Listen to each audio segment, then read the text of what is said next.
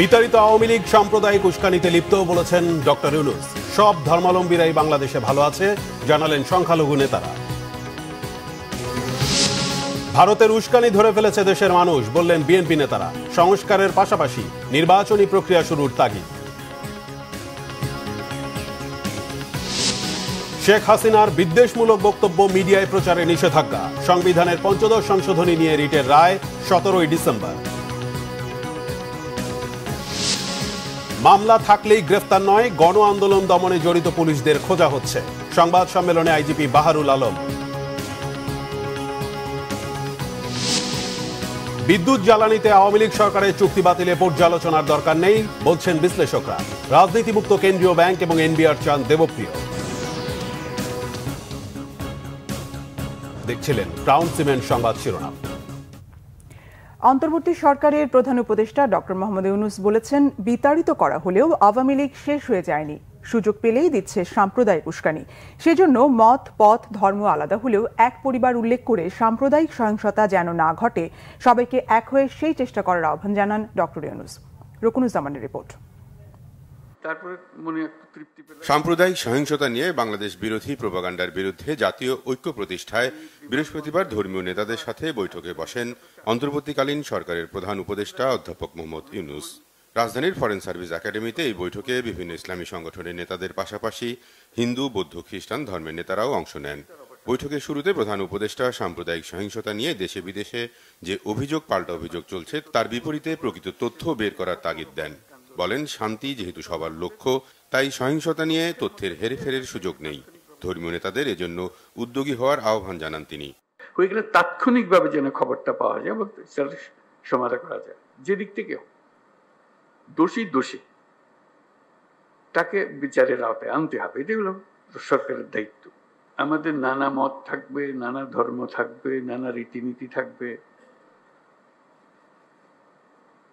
কিন্তু পরিবার এক, আমরা সবাই একই পরিবারের সদস্য। সাম্প্রদায়িক উস্কানির জন্য বিতাড়িত রাজনৈতিক গোষ্ঠীর পাশাপাশি বাইরের প্রোপাগান্ডাকে দায়ী করেন প্রধান উপদেষ্টা। একটা দলকে, একটা রাজনৈতিক গোষ্ঠীকে আমরা এখান থেকে বিতাড়িত করেছি, তারা কিন্তু তাতেই শেষ হয়ে যায়নি, সম্পূর্ণ সমাপ্ত মনে করে নাই। তারা দেশে এবং বিদেশে তারা অবস্থান করছে। তারা সুযোগ পেলেই একটা উস্কানিমূলক কিছু একটা করবে। কাজে সেটার থেকে আমরা কিভাবে এই উস্কানিটাকে চিহ্নিত করতে পারবো এবং উস্কানিতে সাড়া না দেওয়া, এইটার থেকে আমরা কিভাবে বাঁচবো, এইটাই আমাদের। আমরা সব দিকে ঠিক আছি, কিন্তু এই বাইরের থেকে আসতেছে, একটা ক্ষোভ সৃষ্টি করছে, আর একটা হচ্ছে উস্কানি সৃষ্টি করছে। উস্কানিটা এমন নিখুঁতভাবে করে বোঝা যায় না যে এটা উস্কানি। কাজে এটার থেকে কি করবো? তারপরে বহির্বিশ্বে আবার কেউ আছে যারা আমাদেরকে বিভিন্নভাবে উস্কানির সূত্রপাত করে। আমি যেটা উল্লেখ করতে চাচ্ছি, এটা আমাদের কারণে হচ্ছে না, হচ্ছে বাইরের একটা কারণে। এই বাইরের কারণটাকে আমরা কিভাবে সম্বরণ করতে পারবো এবং সেটার পরবর্তীতে রাজনৈতিকভাবে বা রাষ্ট্রীয়ভাবে প্রতিকারও সম্ভব হবে। কোনো ধরনের সাম্প্রদায়িক সহিংসতার ঘটনা যেন না ঘটে, সেজন্য পরিবেশ তৈরির উপর জোর দেন ডক্টর ইউনূস। কোথাও কিছু ঘটলে দ্রুত প্রতিকারের উপর গুরুত্ব আরোপ করেন তিনি। আমরা এমন একটা বাংলাদেশ করব, এই ধরনের দুর্ঘটনা ঘটবেও না, এবং ঘটলেও এটা আমরা খুব শান্তিপূর্ণভাবে আমরা এটা সামাল দিতে পারবো। এই ধরনের একটা রাষ্ট্র আমরা যেন আমরা গঠন করতে পারি।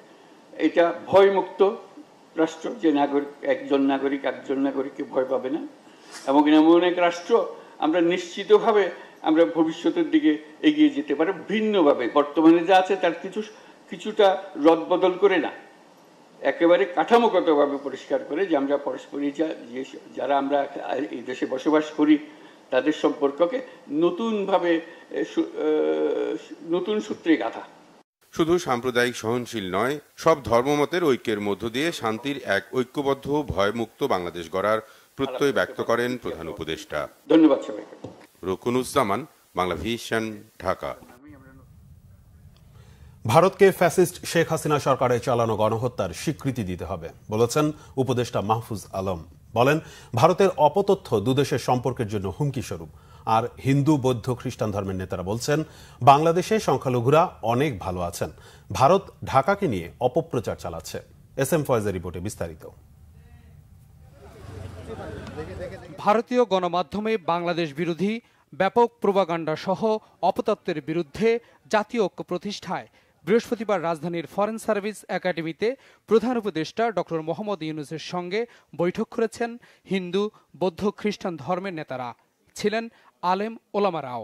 বৈঠকে দেশের সবশেষ রাজনৈতিক পরিস্থিতি, সাম্প্রদায়িক উত্তেজনা, ভারতীয় গণমাধ্যমের লাগাতার অপপ্রচার মোকাবেলায় পরামর্শ চাওয়া হয় তাদের কাছ থেকে। আমাদের দেশে সংখ্যালঘু ভাইরা তারা নিরাপদ আছেন, আদৌ নিরাপদ থাকবেন, তাদেরকে নিরাপদ রাখবার জন্য আমাদের সরকার যেমন কাজ করছে, ধর্মীয় নেতৃত্ব তারা তাদের জায়গা থেকে কাজ করছেন। অন্যান্য ধর্মাবলম্বী যারা ছিল তারা সেখানে স্বীকার করেছেন তারা কোনো বৈষম্যের শিকার নয়, তাদের উপর কোনো প্রকার আক্রমণ হচ্ছে না, তারা কোনো প্রকারের ভয়ভীতিতেও নাই। বাংলাদেশে সংখ্যালঘু নির্যাতন হচ্ছে না, বাংলাদেশে সাম্প্রদায়িক সম্প্রীতি আছে, সাম্প্রদায়িক সম্প্রীতি নাই পাশের দেশে, সেখানে অনেক মসজিদকে শহীদ করা হয়েছে। প্রধান উপদেষ্টার সঙ্গে বৈঠকের পর গণমাধ্যমের মুখোমুখি হন হিন্দু বৌদ্ধ খ্রিস্টান ধর্মীয় নেতারা, জানান বাংলাদেশে তারা অনেক ভালো আছেন। সারা পৃথিবীর মিডিয়া যেন জানতে পারে যে বাংলাদেশের মানুষ তারা সম্প্রীতির মানুষ, তারা মিলেমিশে থাকে, তারা একসাথে পথ চলে। আমরা বাংলাদেশে ভালো আছি, আমাদের কোনো সমস্যা নাই। আমরা বলেছি যেখানে যেখানে সমস্যা ছিল আমরা সেটা উল্লেখ করেছি, ওনাকে জানিয়েছি। আমি হিন্দু, এই মুসলিম, বৌদ্ধ, খ্রিস্টান সকলেই তো উপস্থিত হয়েছি, কারোর মধ্যে তো ফাটল নেই, কারোর মধ্যে বিভেদ নেই, সকলের লক্ষ্য কিন্তু এক জায়গায়। কিন্তু আমাদের মধ্যে ঢুকে একটা বিশৃঙ্খলা তৈরি করে বিদেশে সেটাকে যদি একটা খারাপ কিছু তৈরি করে তাদের স্বার্থ হাসিল করে, এটা আমরা চাই না।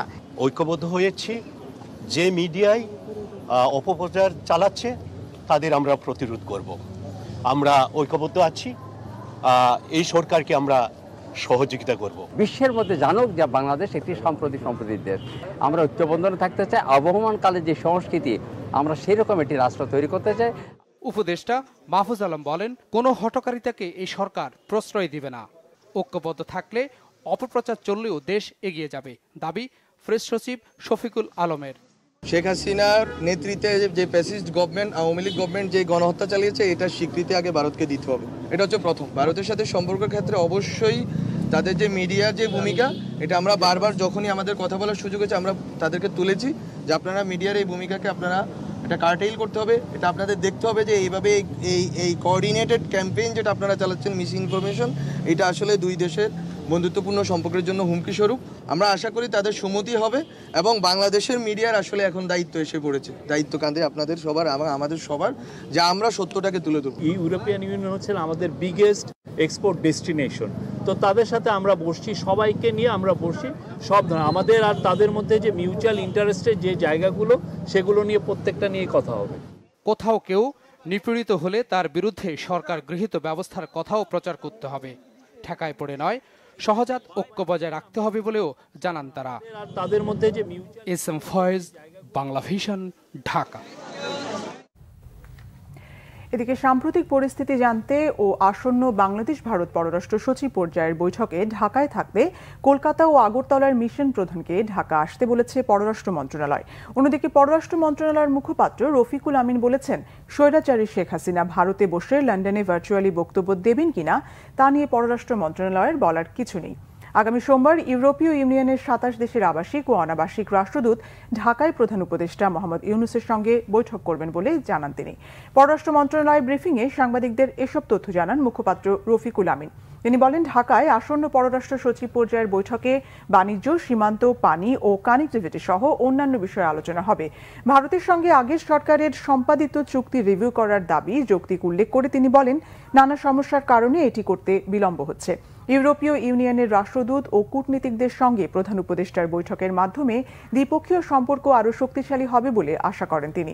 যুক্তরাষ্ট্রের সঙ্গে বাংলাদেশের বাণিজ্য ও বিনিয়োগ সম্পর্ক থাকায় ডোনাল্ড ট্রাম্প দায়িত্ব নেওয়ার পর পারস্পরিক স্বার্থ সংশ্লিষ্ট বিষয়ে কোনো বৈপরীত্য হবে না বলে আশা করেন তিনি। বাংলাদেশ ও চিলির মধ্যে বর্তমানে ৩টি ক্ষেত্রে সমঝোতা স্মারক স্বাক্ষরের লক্ষ্যে উদ্যোগ চলমান রয়েছে। চিফ অ্যাডভাইজারের সাথে মাননীয় প্রধান উপদেষ্টার সাথে ইউরোপীয় ইউনিয়নের দূতদের যে সভাটা হবে সেটার সম্ভাব্য যে ক্ষেত্রগুলো আলোচনায় আসতে পারে, সম্ভাবনার নতুন ক্ষেত্র এক্সপ্লোর করার চেষ্টা করা, এলডিসি উত্তরণ পরবর্তী সময়ে জিএসপি প্লাস বাণিজ্য সুবিধাদি যাতে বজায় থাকে সেই আলোচনাটা আসবে। জলবায়ু পরিবর্তনের কারণে সৃষ্ট যে সংকট হচ্ছে সেটার মোকাবেলায় কীভাবে সহায়তা বা কোঅপারেশন হতে পারে সেই আলোচনা আসতে পারে। রোহিঙ্গা ইস্যুটা এখানে থাকবে বলে আমরা আশা করছি। এবার নিজ স্ত্রীর ভারতীয় শাড়ি ছুঁড়ে ফেলে দিলেন বিএনপির সিনিয়র যুগ্ম মহাসচিব রুহুল কবির রিজভী। পরে সেই শাড়ি পোড়ানো হলো জাতীয় প্রেস ক্লাবের সামনে। এদিকে বিএনপির স্থায়ী কমিটির সদস্য ডক্টর আব্দুল মঈন খান বললেন, জনগণ তাদের ভোটের অধিকার চায়, তাই সংস্কারের পাশাপাশি নির্বাচনী প্রক্রিয়া শুরু করা জরুরি। রিপোর্ট করছেন সিকান্দার রেমান। পার্শ্ববর্তী দেশ যে আমাদের এখানে উস্কানি দিতে পারে এটা গোটা জাতি ধরে ফেলেছে। আমাদের ঐক্য ইস্পাত কঠিন ঐক্য, এই ঐক্য কেউ ভাঙতে পারবে না। একটি পুরনো শাড়ি আমার বাসায় আমার স্ত্রীর ছিল, আমার স্ত্রী আমাকে দিয়েছে একটি শাড়ি, ইন্ডিয়ান শাড়ি আছে, আমি বলছি দিয়ে দাও, সে দিয়ে দিয়েছে। আমরা টাঙ্গাইলের শাড়ি পরবো, আমরা রাজশাহী সিল্ক পরবো, আমরা কুমিল্লার খদ্দর পরবো, আমরা ইয়ে করবো। বন্ধুরা আমার, এই সেই ইন্ডিয়ান শাড়ি, এই ইন্ডিয়ান স্ত্রী ছিল, সে নিজেই এই শাড়ি দিয়েছে। এইটা আজকে আপনাদের সামনে ছুঁড়ে ফেললাম।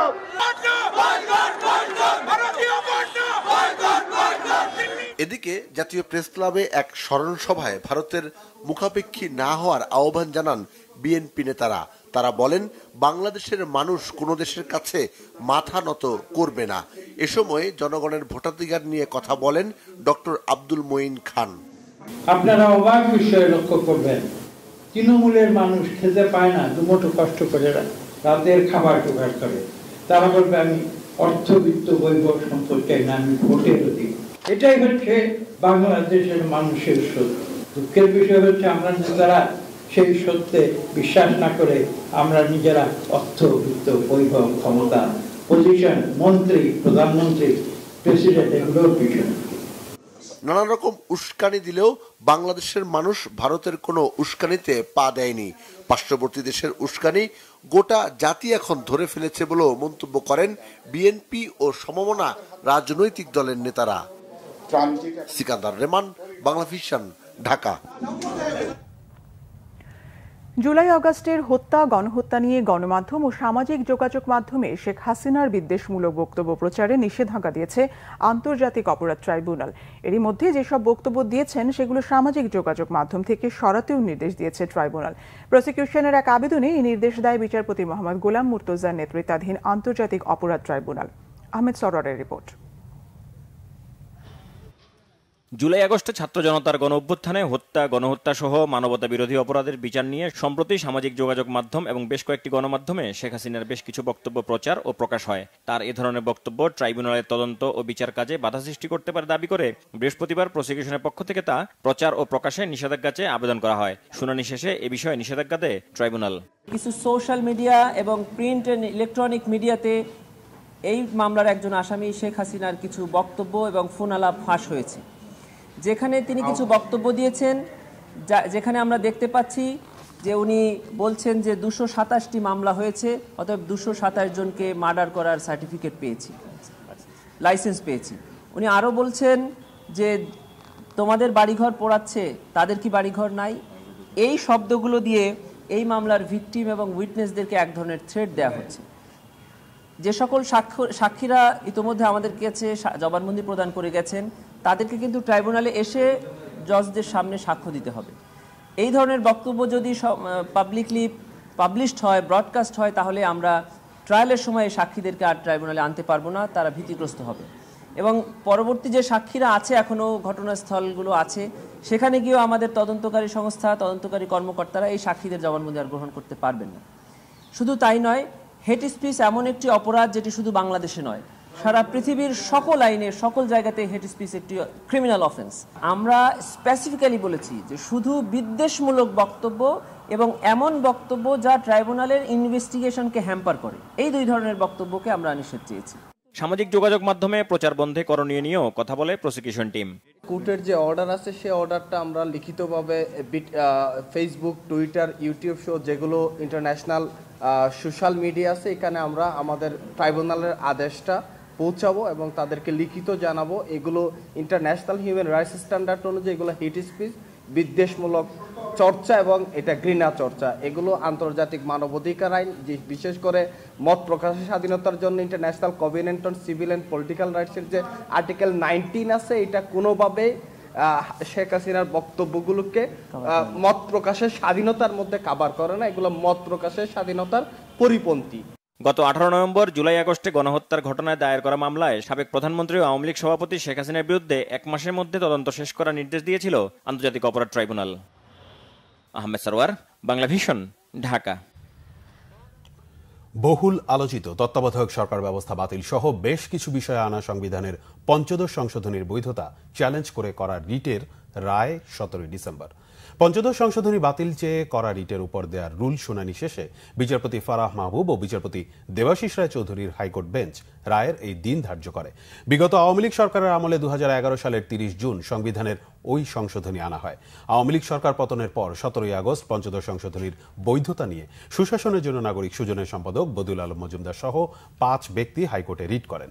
এই রিটের শুনানি নিয়ে ৫ম সংশোধনী বাতিলে রুল দেওয়া হয়।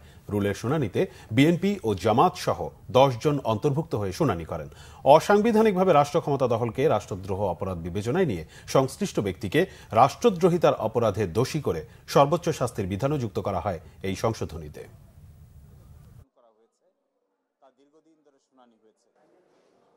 আজকে মাননীয় আদালত সবকিছু বিবেচনা করে 17 ডিসেম্বর 2024 এই মামলার সংক্ষিপ্ত রায় ঘোষণা করবেন মর্মে দেশ ও জাতির ক্রান্তিকালে বিএনসিসির সদস্যরা বিশাল শক্তি হিসেবে আবির্ভূত হবে আশা সেনাবাহিনী প্রধান জেনারেল ওয়াকারুজ্জামানের। আশুলিয়ার বাইপাইলে Bangladesh national cadet corps BNCC এ ট্রেনিং একাডেমিতে একাডেমিক ভবন উদ্বোধন অনুষ্ঠানে স্বাগত বক্তব্যে তিনি এই আশাবাদ জানান। সামাজিক ও জাতীয় পর্যায়ে বিএনসিসি ক্যাডারদের অগ্রণী ভূমিকার ভূয়সী প্রশংসা করেন সেনাপ্রধান। সেনাপ্রধান বলেন, বিএনসিসির সদস্যরা সশস্ত্র বাহিনীর পাশাপাশি দেশটির নিরাপত্তা ও শৃঙ্খলা রক্ষা এবং দেশের যে কোনো ক্রান্তি লগ্নে অগ্রণী ভূমিকা পালন করে আসছে। এর আগে উদ্বোধনী অনুষ্ঠানে সেনাপ্রধানকে বিএনসিসি সেনা, নৌ ও বিমান শাখার চৌকস দল গার্ড অব অনার দেয়। পরে সেনাপ্রধান উদ্বোধনী ফলক উন্মোচন এবং বিএনসিসি ট্রেনিং একাডেমিতে বৃক্ষরোপণ করেন।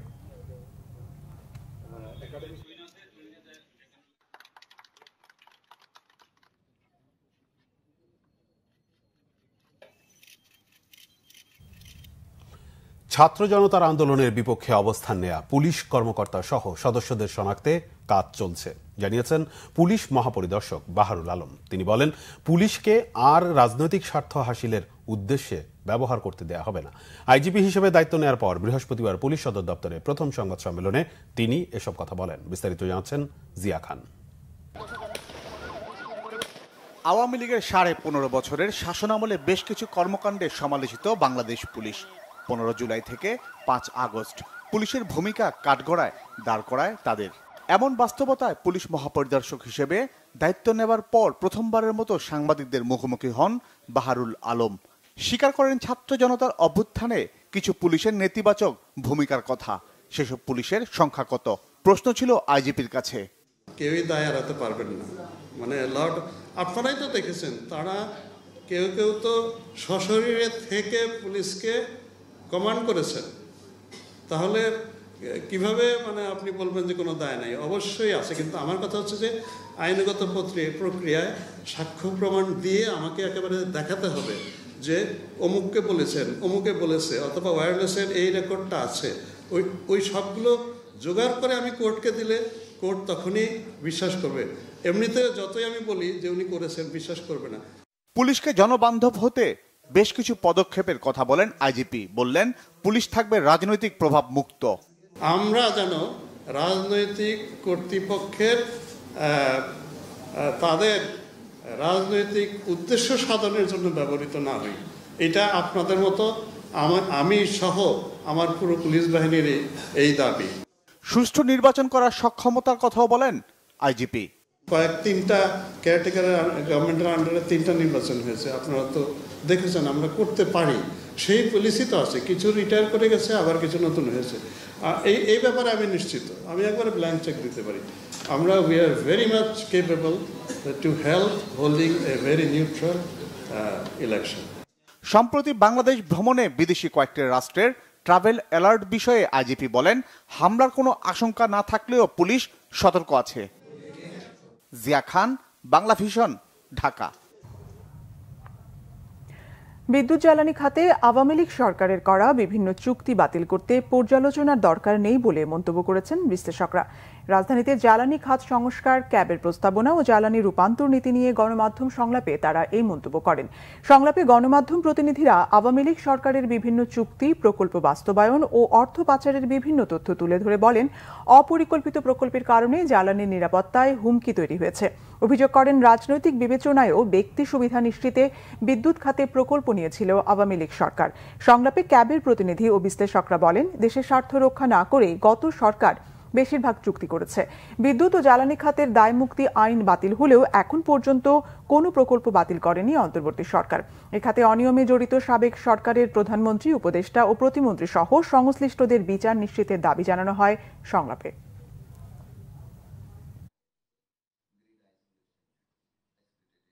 বর্তমান সরকারের নিকট ভোক্তা সাধারণের দাবি 2009 সাল থেকে 2024 সাল অবধি বিদ্যুৎ ও জ্বালানির আমদানি বা উৎপাদন, সঞ্চালন বা পরিবহন ও বিতরণে প্রকৃত ব্যয় এবং লুণ্ঠনমূলক ব্যয়ের পরিমাণ অবিলম্বে নির্ধারণ করতে হবে। জ্বালানি সুবিচার নিশ্চিত করার মাধ্যমে জাতীয় জ্বালানি নিরাপত্তা সংরক্ষণের লক্ষ্যে লুণ্ঠনমুক্ত ব্যয়ে ভোক্তার বিদ্যুৎ ও জ্বালানি সেবা পাবার অধিকার প্রতিষ্ঠিত করার জন্য ক্যাব চাই। যে প্রকল্প নেক না কেন, সেটা যে জনস্বার্থে নেয়নি এটা তো নিশ্চিত, কোনোভাবেই জনস্বার্থে নেয়নি। যে এই প্রকল্পগুলো দিয়ে তারা ব্যক্তিগতভাবে লাভবান হচ্ছে, টাকার পাচার করার সুযোগ তৈরি হয়েছে, ভারতের সমর্থন আদায় করার সহজ হয়েছে, সেই প্রকল্পগুলোই নিয়েছে। জনস্বার্থে একটা প্রকল্প নেয়নি। এই প্রকল্পগুলো আমার কাছে মনে হয় না ফার্দার কোনো অ্যানালাইসিসের প্রয়োজন আছে, এটা একদম শুরুতেই স্ক্র্যাপ করে দেওয়াটা ভালো। সরকারকে পদ্মা সেতু, মেট্রো রেলের মতো দৃশ্যমান অবকাঠামো উন্নয়নের পাশাপাশি শিক্ষা, স্বাস্থ্য ও সামাজিক সুরক্ষায় জোর দেওয়ার পরামর্শ দিয়েছেন অর্থনীতিবিদ ডক্টর দেবপ্রিয় ভট্টাচার্য। সকালে রাজধানীর একটি হোটেলে দেশের অর্থনীতির জন্য করণীয় বিষয়ে সেমিনারে এ পরামর্শ দেন তিনি। ডক্টর দেবপ্রিয় বলেন, পদ্মা সেতু নিয়ে কোনো প্রশ্ন নেই, প্রশ্ন হলো পদ্মা সেতুর অস্বাভাবিক অর্থ খরচ নিয়ে। সিপিডির এই ফেলো বলেন, জিডিপির প্রকৃত আকার ও মূল্যস্ফীতির সঠিক তথ্য প্রকাশ করতে হবে। পাশাপাশি কেন্দ্রীয় ব্যাংক, জাতীয় রাজস্ব বোর্ড এবং বেসরকারি খাতকে রাজনীতিমুক্ত রাখার জোর দাবি জানান তিনি। বলেন, শেষ 3টি জাতীয় নির্বাচন বিশ্লেষণ করলেই দেশের গণতান্ত্রিক চিত্র সম্পর্কে পরিষ্কার ধারণা পাওয়া যাবে। গণতন্ত্র রক্ষায় অন্তর্বর্তী সরকারকে কার্যকর পদক্ষেপ নেওয়ার তাগিদ দেন ডক্টর দেবপ্রিয়।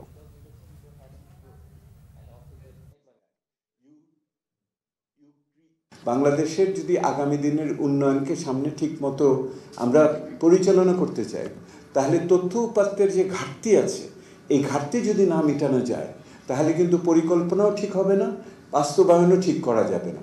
সেই জন্য জাতীয় আমাদের যে উন্নয়ন পরিসংখ্যান আছে, তাকে আরেকটি আধুনিক এবং একটা বৈজ্ঞানিক ভিত্তির উপর দাঁড় করাতে হবে এবং ওই বৈজ্ঞানিক এবং আধুনিক ভিত্তিকে সুরক্ষা দিতে হবে।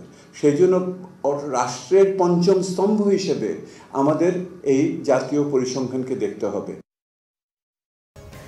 স্বরাষ্ট্র উপদেষ্টা অবসরপ্রাপ্ত লেফটেন্যান্ট জেনারেল মোহাম্মদ জাহাঙ্গীর আলম চৌধুরী বলেছেন, সীমান্তে উত্তেজনা নেই, ভারতীয় মিডিয়া অপপ্রচার চালাচ্ছে। তিনি বলেন, ঢাকায় নয়, দিল্লিতেই শান্তিরক্ষী বাহিনী মোতায়েন দরকার। বৃহস্পতিবার সকালে নারায়ণগঞ্জের রূপগঞ্জে পূর্বাচল মাল্টিপারপাস ফায়ার সার্ভিস স্টেশনে আয়োজিত আন্তর্জাতিক স্বেচ্ছাসেবক দিবস উপলক্ষে প্রধান অতিথির বক্তব্যে তিনি এসব কথা বলেন। জাহাঙ্গীর আলম চৌধুরী বলেন, ভারতীয় মিডিয়ার মতো জঘন্য অপপ্রচার ও মিথ্যাচার বিশ্বের আর কোনো দেশের মিডিয়া পারে না। তাদের অপপ্রচারের জবাব দিতে বাংলাদেশের গণমাধ্যমগুলোকে সত্য প্রকাশের আহ্বান জানান তিনি। স্বরাষ্ট্র উপদেষ্টা বলেন, জাতিসংঘের শান্তিরক্ষা বাহিনী বাংলাদেশের জন্য নয়, বরং ভারতের জন্য প্রয়োজন। তাই পশ্চিমবঙ্গের মুখ্যমন্ত্রী মমতা এমন দাবি করেছেন। স্বরাষ্ট্র উপদেষ্টা বলেন, ভারতেই শান্তির অভাব রয়েছে, বাংলাদেশে দল মত আলাদা থাকলেও জাতীয় স্বার্থে সবাই ঐক্যবদ্ধ। লিবারেল ডেমোক্রেটিক পার্টি এলডিপি সভাপতি কর্নেল অবসরপ্রাপ্ত অলি আহমেদ বলেছেন, ভারতের ষড়যন্ত্রের বিষয়ে আরও কঠোর হতে হবে অন্তর্বর্তী সরকারকে। রাজধানীতে এক সংবাদ সম্মেলনে কিছু দল আওয়ামী লীগকে রাজনীতি ও ষড়যন্ত্র করার সুযোগ করে দিচ্ছে বলে অভিযোগ করেন তিনি। বিশ্বাস করে নেই আল্লাহ যে এভাবে ফেরেশতা নামায় দেবে আসমান থেকে, টঙ্গী থেকে নিয়ে মহাখালী বাজার পর্যন্ত 50 লক্ষের উপরে এই উদাহরণটা আগামী কয়েকশো বছর আমাদেরকে ধারণ করতে হবে। বিশেষ করে যারা নতুন প্রত্যেক দিন কোনো না কোনো জায়গায় ছাত্রলীগ, যুবলীগ, হিন্দু সম্প্রদায়ের কিছু ছেলে মেয়েদেরকে সাথে নিয়ে তারা বিভিন্ন রকম অশান্তি সৃষ্টি করার পায়তারা করছে। হাসিনা দিল্লিতে বসে তাদেরকে দিক নির্দেশনা দিচ্ছে। হাসিনা হলো দেশদ্রোহী, তাকে কোনো অবস্থাতেই আপনারা নতুন বধূরূপে ওখানে গ্রহণ করতে পারেন না। চট্টগ্রামে আইনজীবী সাইফুল ইসলাম আলিফ হত্যা মামলার প্রধান আসামি চন্দন এবং রিপন দাস নামে আরেক যুবক গ্রেফতার করেছে পুলিশ। শুক্রবার তাদের চট্টগ্রামের আদালতে তোলা হতে পারে। বুধবার রাতে ভৈরব বাজার রেলওয়ে স্টেশন থেকে গ্রেফতার করা হয় প্রধান আসামি চন্দনকে। বৃহস্পতিবার সকাল 10:30টার দিকে আসামি চন্দনকে চট্টগ্রামের কোতোয়ালি থানার পরিদর্শক রুবেল আফরাদের কাছে হস্তান্তর করে ভৈরব থানা পুলিশ। সন্ধ্যায় তাকে নিয়ে চট্টগ্রামে পৌঁছায় তারা। চট্টগ্রাম বান্ডেল রোডের সেবক কলোনির মেথরপট্টি এলাকার বাসিন্দা চন্দন আলিফ হত্যা মামলার 1 নম্বর আসামি। এদিকে বৃহস্পতিবার সন্ধ্যায় চট্টগ্রামের আনোয়ারা থেকে রিপন দাস নামে আরেক যুবক গ্রেফতার করা হয়েছে। রিপন দাস চট্টগ্রাম মহানগরীর পাথরঘাটা হরশচন্দ্র লেনের মৃদুল দাসের ছেলে। চট্টগ্রাম নগরীর চকবাজার এলাকার মেডিসিন শপ নামের একটি ওষুধের দোকানের কর্মচারী রিপন। সিএমপির অতিরিক্ত উপকমিশনার তারেক আজিজ জানান, রিপন এজাহারভুক্ত আসামি না হলেও আইনজীবী হত্যায় প্রাপ্ত ভিডিও ফুটেজে বটি হাতে তাকে দেখা গেছে। 26 নভেম্বর চট্টগ্রামের এসি দত্ত রোডের এক বিল্ডিং এর সামনে আইনজীবী সাইফুল ইসলাম আলিফকে হত্যা করা হয়। শেষ হয়েছে আন্তঃবাহিনী ফুটবল প্রতিযোগিতা। নৌবাহিনীর সার্বিক ব্যবস্থাপনায় এই প্রতিযোগিতার সমাপনী ও পুরস্কার বিতরণের অনুষ্ঠান হয়েছে আজ। সহকারী নৌবাহিনী প্রধান personnel Real admiral Mohammad Musa প্রধান অতিথি হিসেবে উপস্থিত ছিলেন। ফাইনালে 4-3 গোলে জয়ী হয়ে চ্যাম্পিয়ন হয়েছে নৌবাহিনী। রানার্স আপ হয়েছে সেনাবাহিনী। সেরা খেলোয়াড় হয়েছেন নৌবাহিনীর এম শহীদুল আলম। 1 ডিসেম্বর থেকে 5 ডিসেম্বর পর্যন্ত আন্তঃবাহিনী ফুটবল প্রতিযোগিতায় সেনাবাহিনী, নৌবাহিনী ও বিমান বাহিনী অংশ নেয়। বিজয়ীদের মাঝে পুরস্কার বিতরণ করেন সহকারী নৌবাহিনী প্রধান।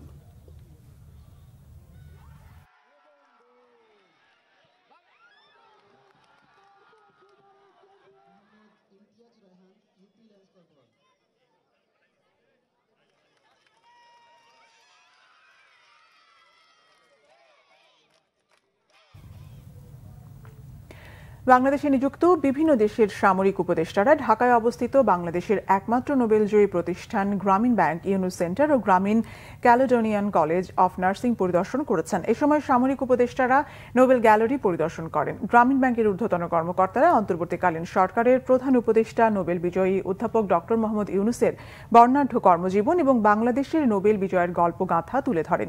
ইউনুস সেন্টার সফর শেষে সামরিক উপদেষ্টারা ঢাকার উত্তরার গ্রামীণ ক্যালেডোনিয়ান কলেজ অফ নার্সিং পরিদর্শন করেন। এ সময় নার্সিং কলেজের বিভিন্ন কার্যক্রম এবং শিক্ষা ব্যবস্থা পর্যবেক্ষণ করেন তারা।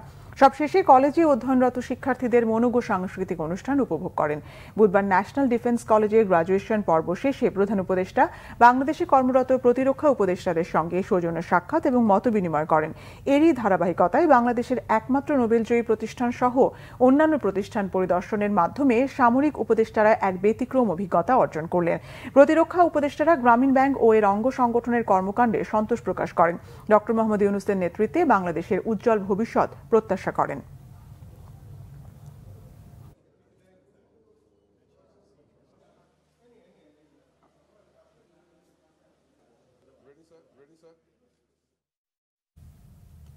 রাজধানীতে শুরু হলো 3 দিনের অ্যাডভান্স টেকনোলজি সলিউশন বা এটিএস এক্সপো 2024।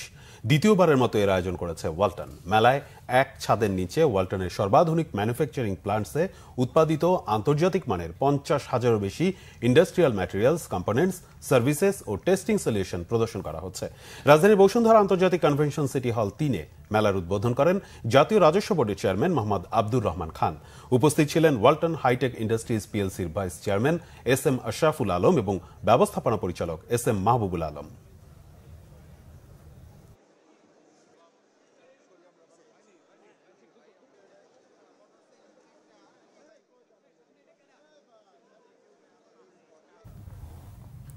আরও কিছু খবর নিয়ে এখন একটি ডেস্ক রিপোর্ট। ভারতীয় গণমাধ্যম ও ধর্মান্ধ রাজনৈতিক কিছু ব্যক্তির বাংলাদেশ বিরোধী অপপ্রচার ও ভারতীয় উগ্রবাদীদের বাংলাদেশে সাম্প্রদায়িক সম্প্রীতি বিনষ্টের অপচেষ্টার বিরুদ্ধে সংবাদ সম্মেলন করেছে বাংলাদেশ হিন্দু বৌদ্ধ খ্রিস্টান কল্যাণ ফ্রন্ট। এতে বক্তারা বলেন, দেশের কোনো ধর্মের মানুষই আওয়ামী লীগের আমলে নিরাপদ ছিল না। আওয়ামী লীগ বিশ্বাস করে দেশের মানুষ নয়, দিল্লি তাদের ত্রাণকর্তা। ভারত বাংলাদেশের পারস্পরিক স্বাধীনতা, সার্বভৌমত্বের প্রতি সুরক্ষা ও সম্মান নিশ্চিত করতে ভারত সরকার ও মিডিয়ার প্রতি আহ্বান জানানো হয় সংবাদ সম্মেলনে। প্রত্যেকটা জায়গাতেই ব্রহ্মপুত্র ও যমুনার চর এলাকার মানুষের জীবনমান উন্নয়ন নিয়ে কাজ করা making market work for the চর্স M4C প্রকল্পের দুদিনের অনুষ্ঠান শেষ হয়েছে আজ। সমাপনী অনুষ্ঠানে প্রধান অতিথি ছিলেন বগুড়ার পল্লী উন্নয়ন একাডেমির মহাপরিচালক ডক্টর AKM অলিউল্লাহ। বিশেষ অতিথি ছিলেন বাংলাদেশে সুইজারল্যান্ড দূতাবাসের senior programme officer doctor Syeda Zinia Rashid. অনুষ্ঠানে সভাপতিত্ব করেন RDA এর অতিরিক্ত পরিচালক আব্দুল্লাহ আল মামুন। চর উন্নয়নে বহুমাত্রিক দিক তুলে ধরে বক্তব্য রাখেন M4C প্রকল্পের পরিচালক ডক্টর আব্দুল মজিদ। বাংলা ভিশনে প্রচারিত পবিত্র কোরআনের আলো প্রতিযোগিতার জেলা পর্যায়ের অডিশন হয়েছে লক্ষ্মীপুরে। তামিরুল মিল্লাত হিফজ মাদ্রাসায় জেলার প্রায় 60টি মাদ্রাসা থেকে 80 জন হাফেজ এই প্রতিযোগিতায় অংশ নেন। তাদের মধ্য থেকে 9 জনকে ইয়েস কার্ড দিয়ে বিভাগীয় রাউন্ডের জন্য মনোনীত করা হয়। অনুষ্ঠানে শাহজাহান ভুইয়ার সভাপতিত্বে বিচারক হিসেবে উপস্থিত ছিলেন হাফেজ মাওলানা হুসাইন আহমেদ এবং হাফেজ কারি জহিরুল ইসলাম। ইসলামী ব্যাংক বাংলাদেশ PLC এর 399তম শাখার উদ্বোধন হয়েছে মেহেরপুরের গাংনীতে। প্রধান অতিথি হিসেবে এর উদ্বোধন করেন ব্যাংকের ম্যানেজিং ডাইরেক্টর মোহাম্মদ মনিরুল মাওলা। এ সময় তিনি বলেন, ইসলামী ব্যাংক দেশের মানুষের দীর্ঘদিনের আকাঙ্ক্ষা ও প্রতীক্ষার ব্যাংক। অনুষ্ঠানে বিশেষ অতিথি ছিলেন additional managing director Mohammad Altaf Hossain ও deputy managing director Mohammad Maksudur Rahman. Senior executive vice president ও যশোর জোন প্রধান মোহাম্মদ মাহবুবে আলমের সভাপতিত্বে এতে স্বাগত বক্তব্য রাখেন executive vice president Mohammad Majnuzzaman. Bangla Vision news desk. যুব বিশ্বকাপে কোয়ালিফাই করা বাংলাদেশ দলকে সংবর্ধনা দিয়েছে বাংলাদেশ হকি ফেডারেশন। দেয়া হয়েছে 5 লাখ টাকা পুরস্কার। আর্থিক সীমাবদ্ধতার কারণে পুরস্কারের এই পরিমাণের কথা জানান বিমান বাহিনী প্রধান ও হকি ফেডারেশনের সভাপতি air chief marshal Hasan Mahmud Khan. ওমানে জুনিয়র এশিয়া কাপ হকিতে 5ম স্থান অর্জন করে বাংলাদেশ। প্রথমবার যোগ্যতা অর্জন করে যুব বিশ্বকাপে খেলার। মানিক মাহমুদের রিপোর্ট। বাংলাদেশের হকিতে সবচেয়ে বড় কৃতিত্ব দেখিয়েছে যুবদল। বিশ্বকাপে খেলার স্বপ্নটা এখন বাস্তব। 2025 সালের ডিসেম্বরে ভারতে যুব বিশ্বকাপে খেলবে বাংলাদেশ দল। ওমানে জুনিয়র এশিয়া কাপে দুর্দান্ত খেলেছে কোচ মওদুদুর রহমান শুভর শিষ্যরা। 6ষ্ঠ স্থান নির্ধারণী ম্যাচে থাইল্যান্ডকে হারিয়ে প্রথমবার যুব বিশ্বকাপ হকিতে খেলা নিশ্চিত করে বাংলাদেশ। টুর্নামেন্টের শেষ ম্যাচে চীনকে হারিয়ে 5ম হয় তারা। দেশে ফিরেই হকি ফেডারেশন থেকে সংবর্ধনা পায় যুবদল। বিমান বাহিনীর ফ্যালকন হলে খেলোয়াড় কোচ সহ দলের সবাইকে অভিনন্দন জানান বাংলাদেশ বিমান বাহিনী প্রধান ও হকি ফেডারেশনের সভাপতি air chief marshal Hasan Mahmud Khan. দেন পুরস্কারের ঘোষণা। বিশ্বকাপের দীর্ঘমেয়াদী প্রস্তুতিতে দ্রুতই দলের অনুশীলন ক্যাম্প শুরু হবে, দেয়া হবে যথাসাধ্য সহযোগিতা, জানান ফেডারেশন সভাপতি। তোমাদের অর্জনে আমরা খুশি হয়েছি, যদিও আমাদের আর্থিক অবস্থা এতটা ভালো না, তারপরেও আমি তোমাদেরকে একটা 5 লক্ষ টাকার অনুদান ঘোষণা করছি। আমরা ডিসেম্বরের শেষেই একটা বিজয় দিবস টুর্নামেন্ট আয়োজন করার চেষ্টা করছি। আমাদের প্রস্তুতির জন্য যা যা করণীয় সেই ব্যাপারে আমার সহযোগিতা থাকবে এবং আমরা চেষ্টা করব এবার ক্যাম্পটা 6 মাসের জন্য চালানোর জন্য। নানা সংকটের মধ্য দিয়ে চলা হকিতে যুবদল সাফল্য আনলেও তাদের পথ চলায় থাকছে শঙ্কা। বিদেশে ম্যাচ খেলা সহ উন্নত প্রশিক্ষণের জন্য পৃষ্ঠপোষকতার অভাব সভাপতির কণ্ঠে। লিগ বা অন্যান্য টুর্নামেন্ট আয়োজন করতে হবে। এই জন্য শুধু হকি ফেডারেশন একা পারবে না। সত্যি কথা বলতে আমাদের দরকার হচ্ছে যথেষ্ট স্পন্সর, যথেষ্ট সহযোগিতা অন্যান্য জায়গা থেকে। আমরা যখন পাবো আমরা অবশ্যই আমাদের চেষ্টা বলবৎ থাকবে। এই প্রথম হকির কোনো বিশ্বকাপের টিকিট পেয়েছে বাংলাদেশ। লাল সবুজের দলকে প্রস্তুত করতে কোচ শুভ চান বিশ্বকাপের দলগুলোর বিপক্ষে প্রীতি ম্যাচ খেলার সুযোগ। কম সময়ে যা পারছি আলহামদুলিল্লাহ, বাট দেশে দিতে পারছি এই জিনিসটা, এটাই আলহামদুলিল্লাহ। ফিলিংস অবশ্যই গ্রেট, কারণ for the first time Bangladesh history আমরা ওয়ার্ল্ড কাপে কোয়ালিফাই করছি। হকিতে ইউরোপিয়ান কান্ট্রিগুলো ডমিনেট করতেছে, তা আমাদের প্র্যাকটিস ম্যাচগুলো সাধারণত আমি চাইবো যে এইসব দলের সাথেই যাতে খেলা হয়। আগামী বছর মার্চে প্রিমিয়ার লিগ ও সেপ্টেম্বরে ফ্র্যাঞ্চাইজি লিগ হকি আয়োজনের পরিকল্পনা করছে federation. Manik Mahmud, Bangla vision, Dhaka. ICC champions ট্রফির ভাগ্য নিয়ে জট খোলেনি, বরং ভারত ও পাকিস্তান ক্রিকেট বোর্ডের অনড় অবস্থানে বৃহস্পতিবারের গুরুত্বপূর্ণ মিটিং পিছিয়ে গেছে। বিষয়টি এখন দুই বোর্ডের মর্যাদা ও সম্মানের লড়াইয়ে পরিণত হয়েছে, আর তাতেই অনিশ্চিত ওয়ানডের দ্বিতীয় সেরা আসরটি। চ্যাম্পিয়ন্স ট্রফির ভাগ্য নির্ধারণে বৃহস্পতিবার গুরুত্বপূর্ণ মিটিং হবার কথা ছিল। মিটিংয়ে যোগ দিতে বিসিবি সভাপতি ফারুক আহমেদও দুবাই গেছেন। চ্যাম্পিয়ন্স ট্রফি যদি হাইব্রিড মডেলে হয় তাহলে ভারতের ম্যাচগুলো বাংলাদেশে আয়োজনের প্রস্তাব দেওয়ার পরিকল্পনা আছে বিসিবির, কিন্তু ভারত ও পাকিস্তান ক্রিকেট বোর্ড কোনো ছাড় না দেয় সেই মিটিংই হয়নি।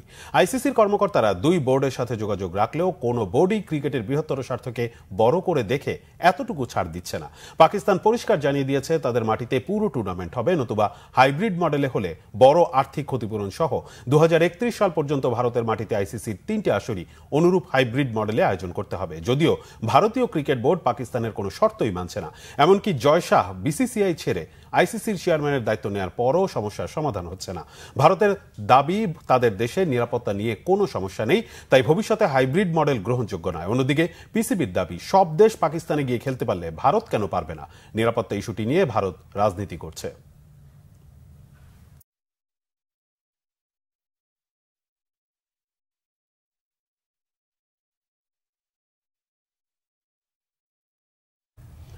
সংবাদ শেষ করব ক্রাউন সিমেন্ট শিরোনামগুলো আরেকবার জানিয়ে। বিতাড়িত আওয়ামী লীগ সাম্প্রদায়িক উস্কানিতে লিপ্ত বলেছেন ডক্টর ইউনূস। সব ধর্মাবলম্বীরাই বাংলাদেশে ভালো আছে জানালেন সংখ্যালঘু নেতারা। ভারতের উস্কানি ধরে ফেলেছে দেশের মানুষ বললেন বিএনপি নেতারা। সংস্কারের পাশাপাশি নির্বাচনী প্রক্রিয়া শুরুর তাগিদ। শেখ হাসিনার বিদ্বেষমূলক বক্তব্য মিডিয়ায় প্রচারে নিষেধাজ্ঞা। সংবিধানের ৫ম সংশোধনী নিয়ে রিটের রায় ১৭ ডিসেম্বর। মামলা থাকলেই গ্রেফতার নয়, গণ আন্দোলন দমনে জড়িত পুলিশদের খোঁজা হচ্ছে। সংবাদ সম্মেলনে আইজিপি বাহারুল আলম। বিদ্যুৎ জ্বালানিতে আওয়ামী লীগ সরকারের চুক্তি বাতিলে পর্যালোচনার দরকার নেই বলছেন বিশ্লেষকরা। রাজনীতিমুক্ত কেন্দ্রীয় ব্যাংক এবং এনবিআর চান দেবপ্রিয়। এই ছিল এখনকার মতো। পরের সংবাদ রাত 1টায় দেখার আমন্ত্রণ রইল। এছাড়া বাংলাভিশন সংবাদ ও সংবাদ সংশ্লিষ্ট অনুষ্ঠান দেখতে ভিজিট করুন www.bbnews24.com ও facebook.com/banglavisionnews এবং সাবস্ক্রাইব করুন youtube.com/banglavisionnews। এতক্ষণ সাথে থাকায় ধন্যবাদ সবাইকে। শুভরাত্রি।